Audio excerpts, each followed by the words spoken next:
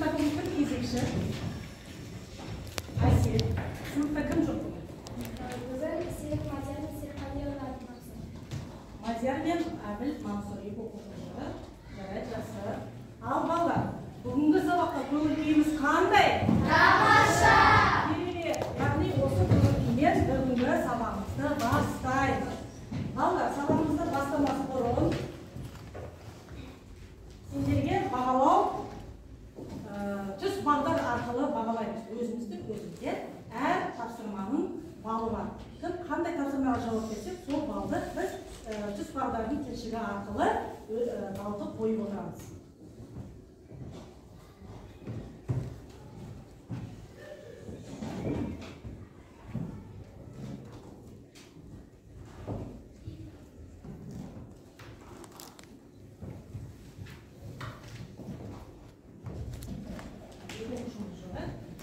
Al ballar, үйге қандай тапсырма берілді? Қарахан мемлекеті. Олай болса, үй тапсырмасын Қарахан мемлекетін таза тақта әдісі арқылы сұраймыз. Мына тақтадағы стикерлерді алып тақтаны не істейміз? Тазартамыз. Келіңіздер.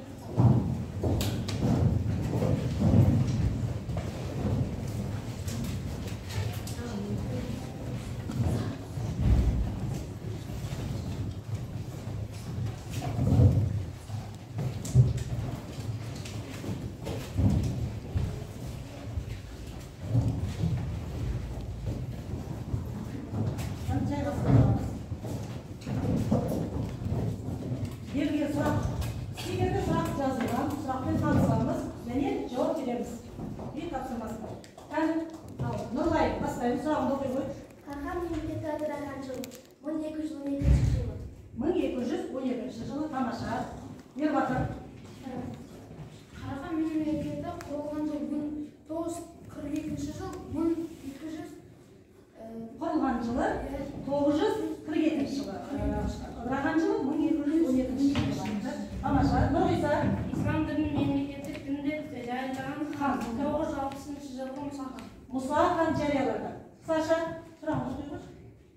Қарағанға қандай тайпалар кіреді? Жікіл, яғма, тұқси, ұйғыр, қарлық. Яғни біз дәптерге жазғанбыз, Қарахан мемлекетіне қандай тайпалар кіреді? Яғма, тұқси, жікіл, ұйғыр, қарлық. Тамаша. Аружан, оқиды, сұрағымыз оқимыз. Вақыт жер дегеніміз. Вақыттық жер дегеніміз не? Дін басы. Вақыттық жерлер дегеніміз не? Иқта дейміз, иқтада дейміз, вақыт дейді. Ал вақыттық жерді кімдерге берілетін жерді айтамыз? Кімдерге? Дін басыларға берілетін жер. Тамаша. Саяр. Қарахан мемлекет кеңесшісінің қызметін атқарған уәзірлер. Тамаша. Аружан. Қарахан дамытылған жерлер Тараз, Жетісу, Қашқар. Қашқар, тағы орталық Азия. Мұса, сұрағымды оқи қой.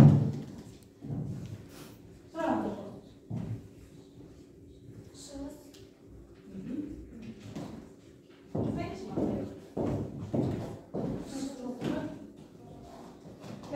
Шығыс хандық аумағын ата. Шығыс хандық аумағын. Қарахан мемлекетке бөлінді ғой. Қандай шығыс хандық аумақтарда бөлінді? Жауап бар ма? Білеміз ба балалар?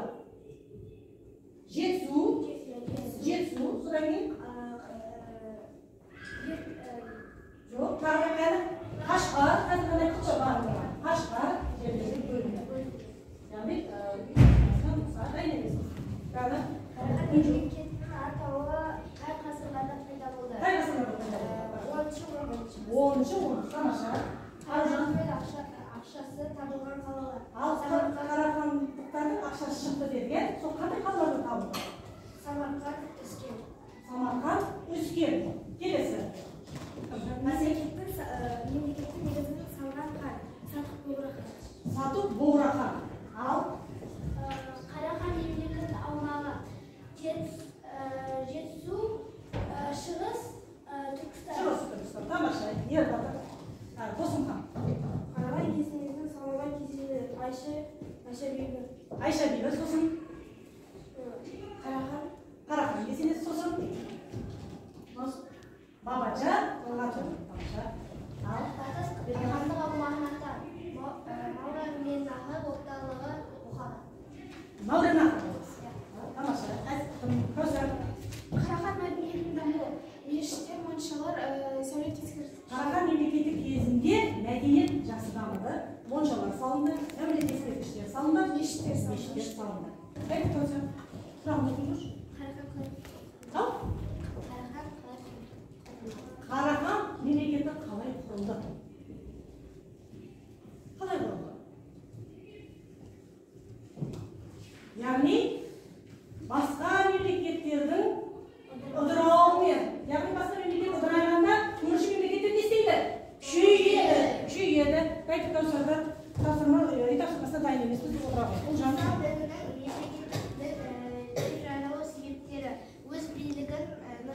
өз билігін нығайту үшін. Тамаша. Сезім. Жылқы малының өсіміне байланысты тіршілігі жан-жақты баяндалған кімнің еңбегінде? Жүсіп баласы бар. Жүсіп баласы бар. Ал балалар, үйге берілген тапсырма 2 балды құрайды. Яғни балымызды қайда? 2-ге қоямыз. Мұнда бұсада үй тапсырмасы жоқ, және әйтіп тапсырды үй тапсырма жоқ. Ал қойылмайды. Ал енді балалар, енді берғаншылар үй тапсырмасын қысықтап болды. Енді мына суреттер не нәрсе бейнеленген, кімде қандай ой туындайды, не нәрсе көріп тұрмыз? Қол көтеріп қана? Жүздердің таңбалары сосын тағы не көріп тұрмыз? Батырлардың суреті дейді, Мұса, Тамаша, тағы да нені бейнелейді сонда? Орта жүз. Тайпаларға оларға бөлінуі ма? Тайпаларға оларға бөлінуі. Тағы не қандай ер батыр? Руларға байланысты белгі. Рулар түсін солай табылығы әр жүздің рулары, иә? Ал Тамаша, сонда балалар, бұл бейне орта жүзде. Найман қай жүзде жасады екен?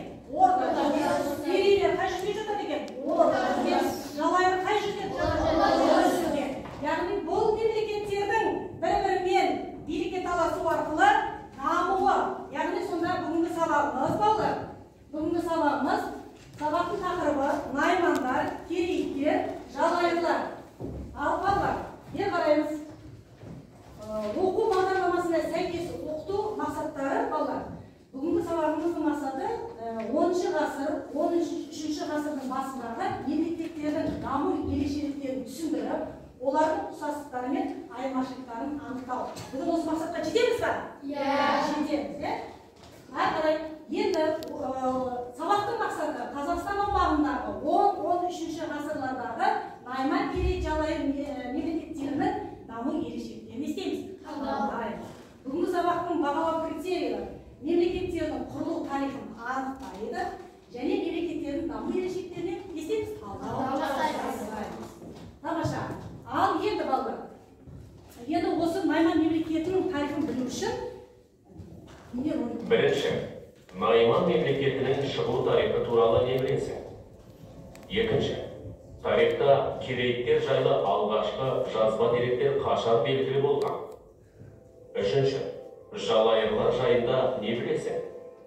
Төртінші, мемлекеттердің қоғамдық құрылысында қандай ерекшеліктер бар деп ойлайсың? Бесінші, шаруашылығы қандай болған? Аталған сұрақтарға жауап беруге тырысайық. Найман мемлекетінің шығу тарихы туралы не білесің? Орхон өзенінен бастап, Ертістің жоғарғы ағысы мен Алтай тауларына дейінгі аралықты мекендеген наймандар 12-ші ғасырдың ортасына қарай өз мемлекетін құрды. Найман мемлекетін алғашқы кезде Наркеш Дайын хан басқарды. Мемлекеттің нығайған кезі Инаныш Білге ханның билік құрған кезі саналады. Ол қайтыс болғаннан кейін Найман мемлекеті құлдырауды бастан кешіреді. Инаныш Білге ханның ұлдары Таян мен Бұйрық хандар таққа таласып, ел екіге бөліне бастайды. Осы кезде наймандардың ішкі талас тартысын, саяси дағдарысын пайдаланған моңғол билеушісі Темучин 1204 жылы наймандарды тас-талқан етіп жеңіп, өзіне бағындырады.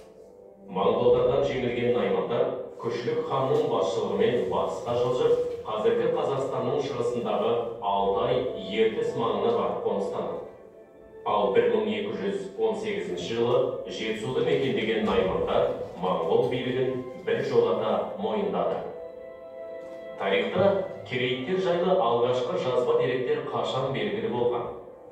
Қазақ халқын құраған түркі тілдес тайпалардың бірі керейіттер. Тарихта керейіттер жайлы алғашқы жазба деректер 10 ғасырдан бастап белгілі. Бұл тайпа солтүстік Монғолиядағы Орхон, Селенга және Керулен өзендерінің сағасын мекендеген. Керейттердің батысында наймандардың, солтүстігінде меркіттердің тайпалық бірлестігі мекендеген. Керейттер орта ғасырларда ірі мемлекет ретінде қалыптасты. Әйгілі Қарақорым керейттердің басты қаласы болған. Керейттерді алғашқы ханы Маркуз басқарған кезде мемлекет біршама күшейді. Кейіннен билікті қолға алған Құршақұз мемлекетті бір орталықтан басқаруға ұмтылса да, көрші тайпалар шабуылы оған мүмкіндік бермеді. 12 ғасырдың соңына қарай Тоғорыл ханның кезінде Керей елі дәуірледі. Алғашында керейттер мен монғолдар тату қарым-қатынаста болды. Бірақ біртіндеп күшейе бастаған Темучин 1203 жылы керейттерге шабуыл жасап, өзіне бағындырады. Олардың басым бөлігі батыс аймақтарға қоныс аударды. Ал жалайыр мемлекет туралы қалай болған? Тарихын жақсылап танысаңыз. Жалайырлар жайында не білесің? Жалайырлар 10-13 ғасырлар аралығында солтүстік Монғолия жерінде Орхон өзенінің жоғарғы жағы мен Селенга өзенінің бойын мекендеген тайпа. Олар жайында мәліметтер монғол деректерінде кездеседі. Жалайырлар монғолдармен тығыз қарым-қатынаста болған. Жалайырлар тарихында Жамұқа Темучинмен жақын дос болғаны жайлы баяндалады. 1201 жылы Жамұқа Аргун өзенінің бойында құрылтай шақырып, өзін Гурхан жариялап, таққа отырады. Бұл жағдайды естіген Шыңғыс хан Керейт ханы торымен одақ құрып, Жамұқаны жеңіп, жалайырларды қол астына қарады. Бұдан кейін жалайырлар Қазақстанға өтіп, Жетісу жерінде тұрақтайды. Тарихшы әрі ықпалды би Қадырғали Жалайыр тайпасынан шыққан. Мемлекеттердің қоғамдық құрылысында қандай ерекшеліктер бар деп ойлайсың? Найман, Керейт және Жалайыр мемлекеттерін хан басқарған. Мемлекет өз ішінде ұлыстарға бөлініп, әр ұлыс өзіне тиесілі аумаққа ие болған. Ұлыстардың ішкі мәселесін шерби лауазымын иеленген адам шешсе, өзге маңызды мәселелер хан ордасында шешілген. Әскери саяси жүйеге негізделген мықты мемлекеттік аппарат құрылып, әскерлер ондыққа, жүздікке, мыңдыққа бөлінген. Керейлер мен наймандарда көшпелі өмір салтына негізделген мықты құқықтық жүйе құрылған. Алым салықтың да белгілі бір жүйесі енгізілген. Мемлекеттің іс қағаздарын жүргізудің белгілі бір жүйесі болған. Олар негізінен көне түрік жазуын қолданған. Тайпаларда әлеуметтік жіктелу үдерісі жүріп, мүлік теңсіздігі айқын көрініс тапқан. Шаруашылығы қандай болған? Аталмыш тайпалардың барлығы көшпелі мал шаруашылығымен айналысқан. Олар 4 түлік малдың барлығын өсірген. Әсіресе жылқы өсіру ерекше белең алған. Жылқы саны жағынан керейлерде басымырақ болған. Мал шаруашылығынан басқа аң аулау, балық аулау кәсібі де дамыды. Қолөнер де гүлденіп, күнделікті тіршілікке қажетті заттардың барлығын тайпалар өздері жасаған. Негізгі баспаналары киіз үй болған. Наймандар, керейттер, жалайырлар ірі мемлекеттік дәрежеге жете алмаған. Қазақстан жерін мекендеген бұл тайпалар қазақ халқының құрамындағы белді тайпалар. Яғни, осы үш тайпаның өмірі Монғолиядағы қай көсем барлық мемлекетті өзіне бағындырған? Шыңғыс хан дейді, осы қазақ халқының қалыптасуына осы тайпалардың рөлі мықты екен. Жақсы, олай болса қазір бүгінгі сабағымызды бейнероликтен алған білімімізді енді жұптаса отырып жұмыс жасаймыз.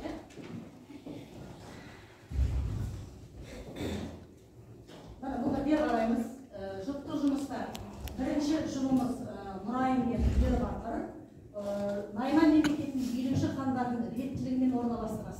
ескеріп отырып мемлекеттің билеушілерін біледі, хандардың тарихымен танысады, хандардың тектілігін табады. Екінші жылымыз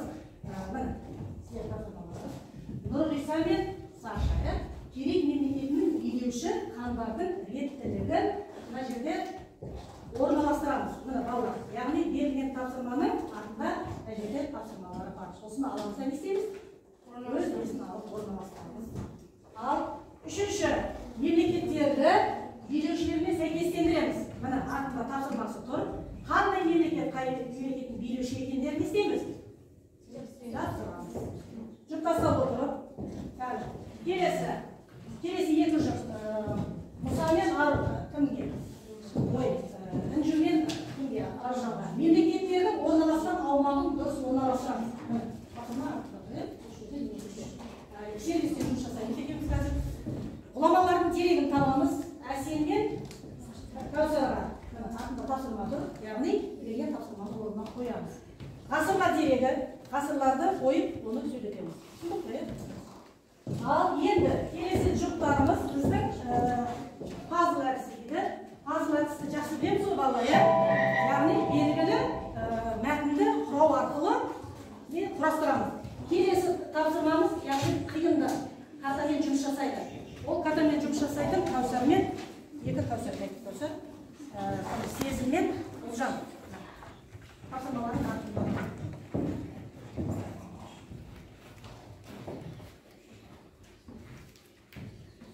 Солай жақсы болғаннан кейін бұның тарихын жазылап сөйлейді. Сондықтан жаңа жұмыс жасайды.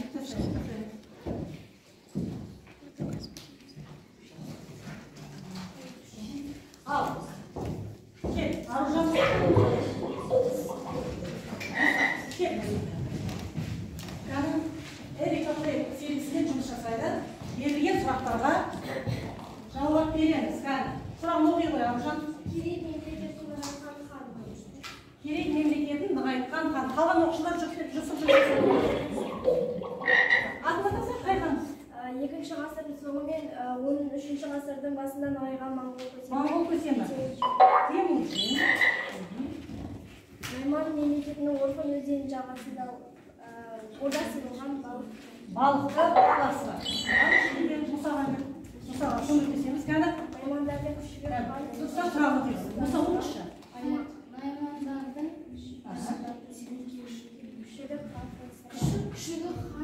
Күшілік хан. Уақыт кетті қайсы? Ол бір сұрағын жауап бермей қалсын. Уақыт шектеулі. Ғасырларда 8 тайпадан құралған мемлекет. Қайсы?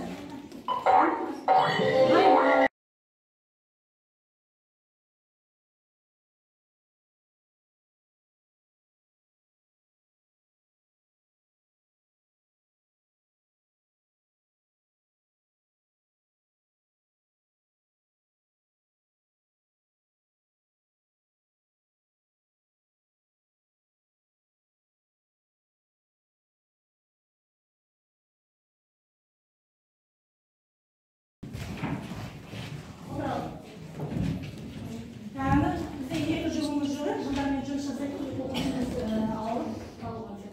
Жылдармен жұмысымыз жүр. Болса, болса, бірінші етектен бастаймыз. Кел. Ер батыр, Нұрай. Кендерге берген тапсырма. Оқсын, ермен тапсырманы.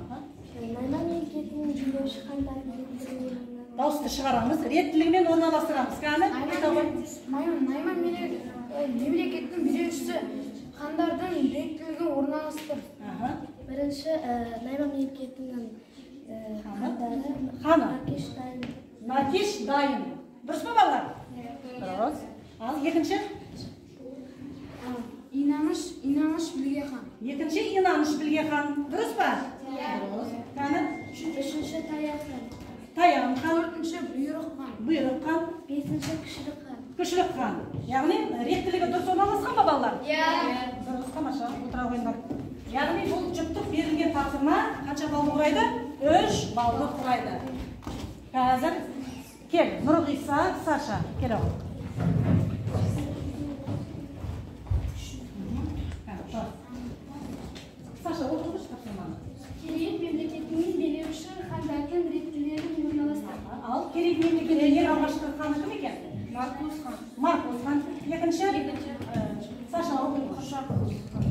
алғашқы, үшінші толық хан. Ал енді сендерге сұрақ қойғым келіп тұр, реттілігін таптық. Жалпы Керей мемлекетінің ең нығайған кезі қай хандардың тұсында? Құршақыз хан, Тоғорыл хан. Тоғорыл хан. Ал Маркөз не істеді?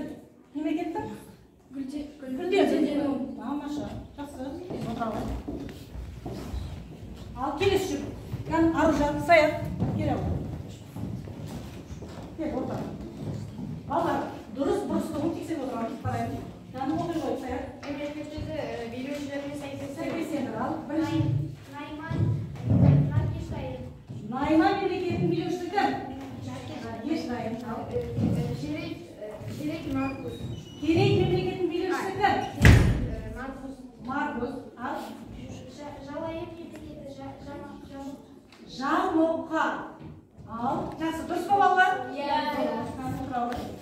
Келесі жұп. Кел, Аружан, Інжу. Кел ау. Кәл бақпақша. Дұрыс орналастырудың векселін қараймыз балалар. Інжу оқи ғой. Мемлекеттердің орналасқан аумағын дұрыс орналастырамыз. Ал мемлекеттер қандай аумақта орналасқан екен жаңа? Найман мемлекеті? Монголия, солтүстік Монголия, Осман, Селинга және Керуен өзенінің сағасында мекендеген. Дұрыс па балалар? Найман мемлекеті Орхон, Селенга және өзендердің бойында мекендеген дейді. Кәні бұл жерде қате бар. Керей. Керей мемлекеті солтүстік Монголиядағы Орхон өзенінің жоғарғы жағы мен Селенга, Хилок өзендерінің бойын мекендеген. Жалайыр Орхон өзенінен бастап ертістік ағысымен Алтай тауларына дейінгі аралықты мекендеді. Яғни балалар, бұл жерде екі қате бар, ауысқан. Найман мен Жалайырдың мекендеген жерін ауыстырған. Сондықтан 3 балды толық ала алмаймыз. Яғни бұл жерде 1 балдан аламыз. Келесі жұп.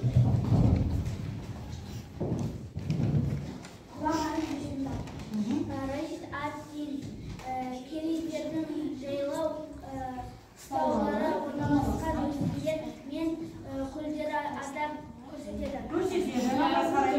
Монғолдың құпия шежіресінде ұлы патшалық халқы өте көп. Найман ұлысының шекаралары қорғалып күзетілді. Олар қиратарды, ығыстарды, тайпалар олар құрды. Моңғол шежіресін айтқан ма? Бұйрықтың мағынасы бұйыру деген сөздер шыққан. Найман патшасы Қайян ханның бұйрығы есілді бауыры болған дейді. Бұйрық деген бауыры болған дейді. Яғни ол бұйрық деген сөз нені біледі? Бұйрық дегенді біледі. Ғұламалардың дені дұрыс па? Дұрыс, яғни оқулықта барлығы көрсетілген. Тамаша, жақсы. Яғни келесі жұмыс. Досым хан, Еркенас, кел ал. Ғасырлар дереканды ғасырларды дұрыс дерегін табамыз. 10-шы ғасыр. 10-шы ғасырда Қытайлардан ығысқан жалайырлар солтүстік шығысқа қарай ойысады. 11-шы ғасыр оқи ғой досым. 11-шы ғасыр аралығында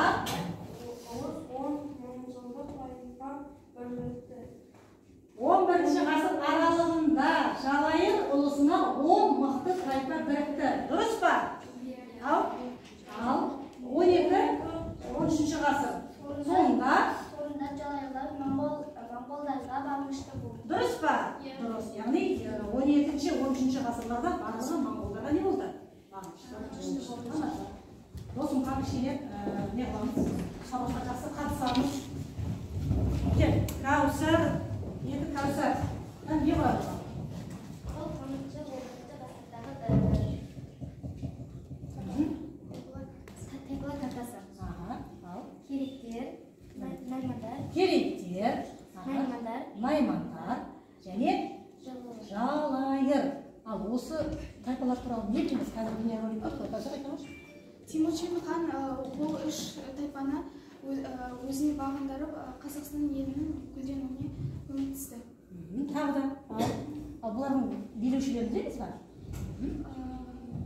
Найман ханды кім деді жаңа? Наркеш. Керей ханы кім деді?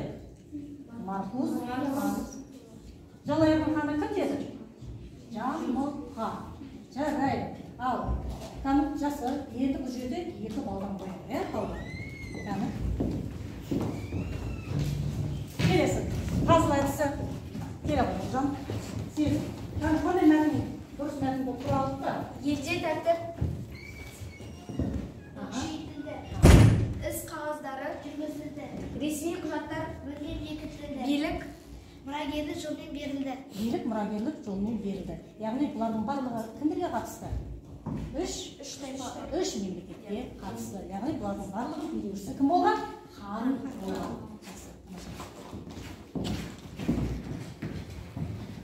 Ал, балалар, кәні, балдарымызды қойдық па? Қойдық. Олай болатын болса, кәні, енді жолымызды ауыстырамыз, тоқтасамыз. Кәні, сұрақ берген жауап түсімізге қарай. Найман тобы, мына түстегілер, бірінші топқа келеміз, мұнда Наймандар келді. Ал, одан кейін Керей тобы, сары сұраққа жауап бергенде, мұнда кейін тоқтасамыз. Одан кейін Жалайыр тобы, қайсы? Жасы түсті. Мемлекет тобы, кәні? Сәрі түсті. Кәні, тобы жалыстырамыз.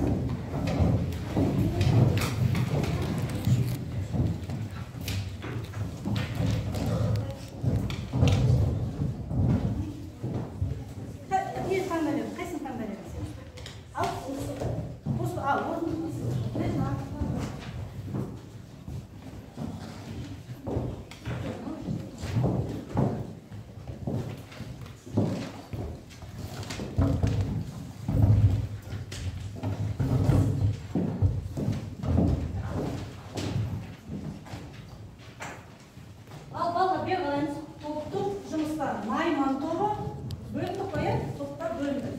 Найман тобының тапсырмасы кинолента. Яғни бұл жерде сіздерге осы сурет бойынша тарихты естісіздер. Айтып шығаршы, үйретеміз. Екінші топқа Керей тобына бриллиант әдісі.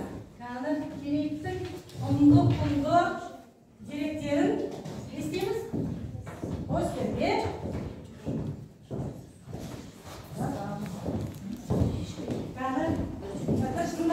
баста деген уақытта бастайды. Келесі, үшінші топ, Жалайыр тобы. 4 баған әдісі. 4 баған әдісіне Жалайырға дәлел, факт, дәлел келтіреміз.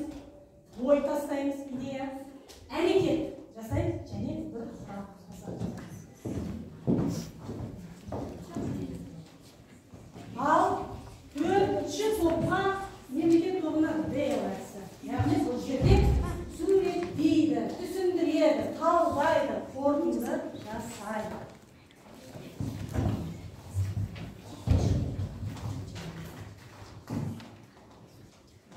Бес минут уақыт береді. Жазамыз.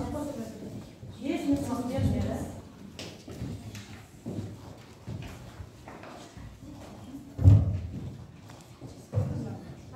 Беріп жазсын қолданшыларға.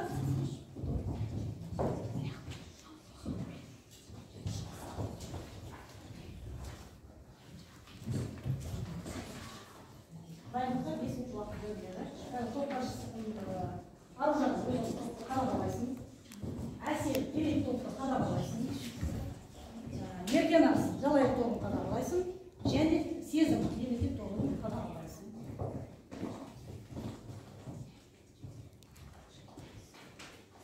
Дайындықта 5 минут уақыт беріледі. Құнды.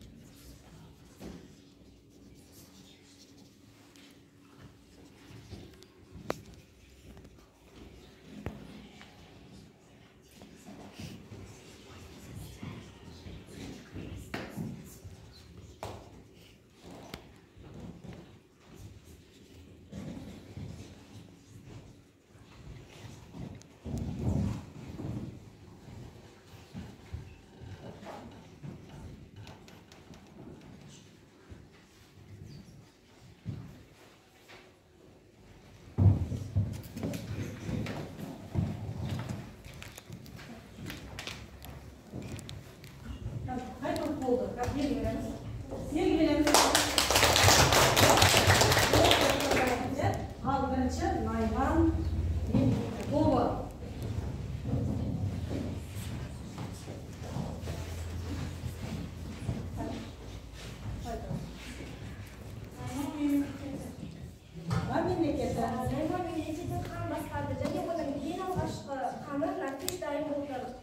Narkesh dayım кезінде билік күшке түсті. Наркеш дайым дайдан кейін İnanç Bilge Han таққа отырады. Narkesh Han Narkesh dayымның бауыры. Өзінің қажетіне көзге түсті. Халықтың өзіне топтастырады. Ол елінің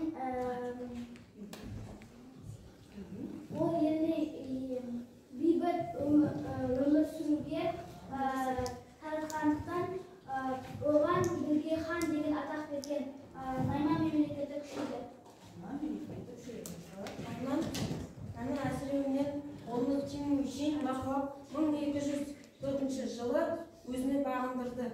Ал 1218 жылы наймандар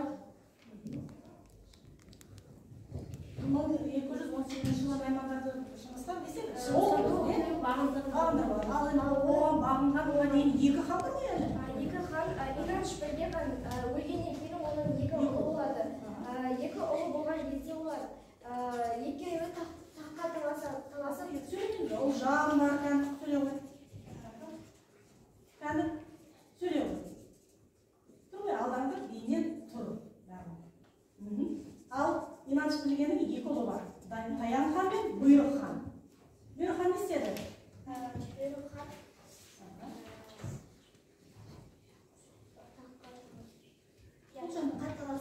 Таққа таласады. Ал ол наймандарға ұнады ма? Ұнаған жоқ. Сөйтеді найман мемлекет не істейді? Екіге бөлінеді. Ал екіге бөлінген пайдаларын көрші? Ол жағында сөйлейміз. Даусын шығару үшін? Бағындырғысы келеді. Жақсы. Ал Мұса, сен не айта аласың? Бізге хан өлгеннен кейін оның екі ұлы Таян хан мен Бұйрық хан таққа таласып найман мемлекеті екіге бөлінеді. Екіге бөлінеді. Жақсы.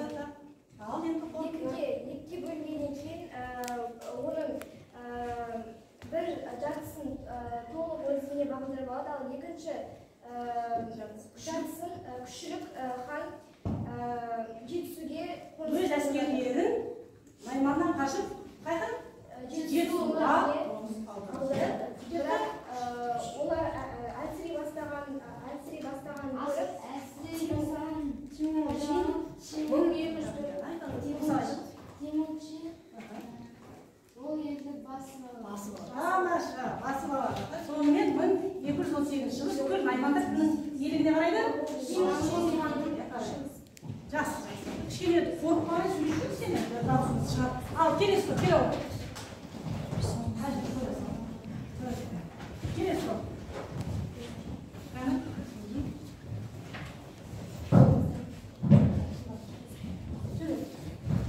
Керек мемлекеттің даму ерекшеліктерін анықтау.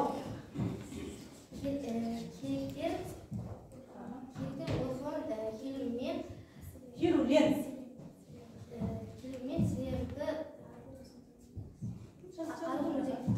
керейттер Орхон, Керулен, Арғын өзенінің бойында тұрған. Жақсы. Керейттер көршілес моңғол халқымен жақсы қарым-қатынаста болған. Және де олар бірігіп басқа елдерге шабуыл жасап отырған. Сосын олар Керейт мемлекетінің гүлденген кезі 10-12 ғасыр аралығында Маркус пен Қоршақыз мемлекеті кезінде Керейттер мемлекеті ордағының Қарақоры қаласы болды. Саша, айтыңыз, бана Керейт мемлекеттерінің билеушілерінің сәйкесінен қарап тұр. Керейт мемлекеті қай хандардың тұсында гүлденді? ол Қоршағыз,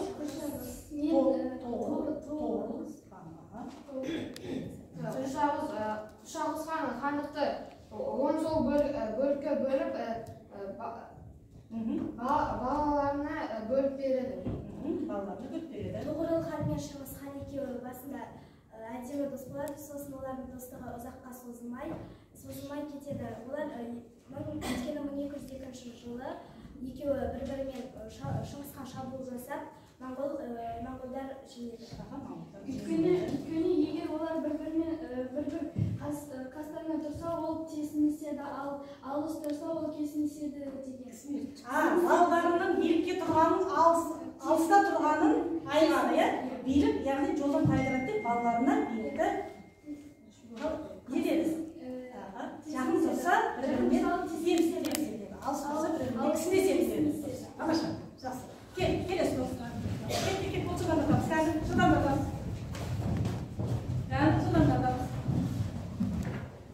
Кел.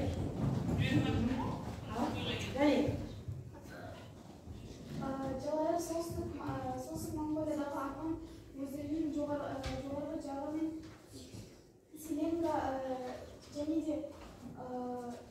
филолог.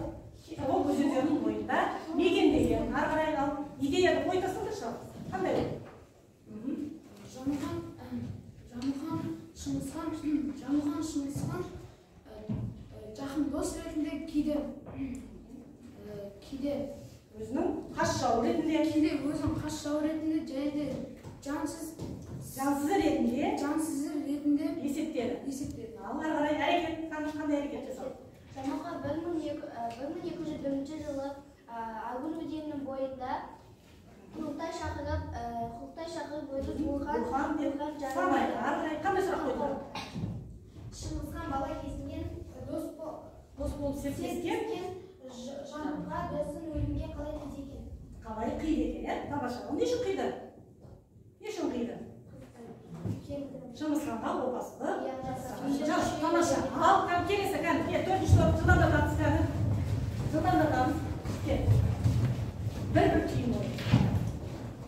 Бұл тайпалардың мемлекет болып құрылуы орталық Азияның шығысында Қазақстан мен шектес Монғолия аумағында қалыптасуы негізгі мекендеген жерлері Монғолияның орта және батыс аудандары. Тайпалардың басқару жүйесі хандық билік болды. Басқару ұлыстық жүйемен жүргізілді және де үш мемлекетте мал шаруашылығымен айналысқан. Үш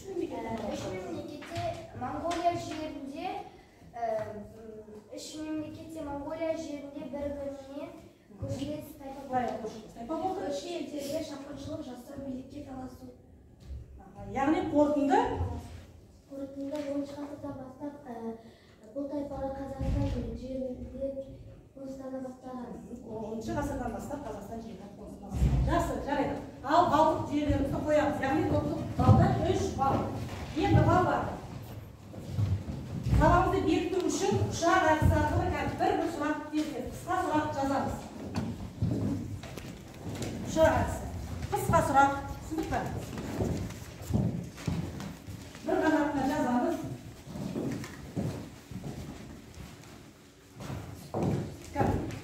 Жылдамдатамыз. Bir сұрақ қойыңызшы, бір сұрақ.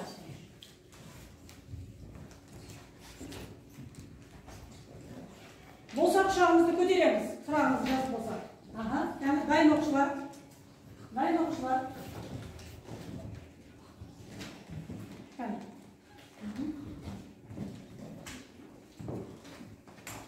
Болды.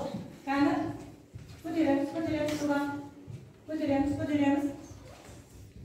Кәні. Болды ба? Әсет. Қазір. Арыжан. Ал, болған оқушылар ұшағымызды ұшырамыз. Кәні. Ұшырамыз. Кімге қандай ұшақ түсі, сол сұраққа жауап береміз. Кәні.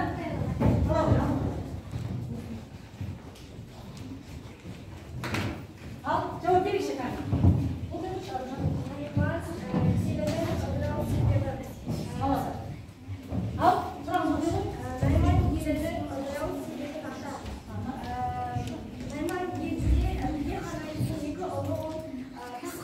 Maymun memleketin odrağı Bakka, hava sonuçta. Kelesi sıraktan, erkenden soruyor mu? Timuçin. Kaç yıla basıp aldım? Kaç yıllar basıp aldı? Doğru.